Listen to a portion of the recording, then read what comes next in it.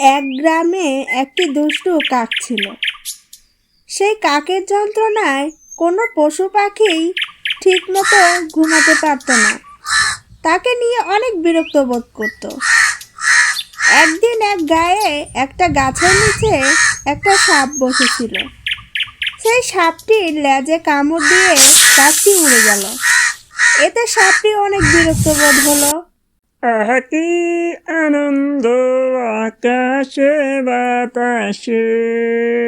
আহ, কেমন যে লাগছে, শরীরটা আমার ম্যাশ ম্যাশ করছে।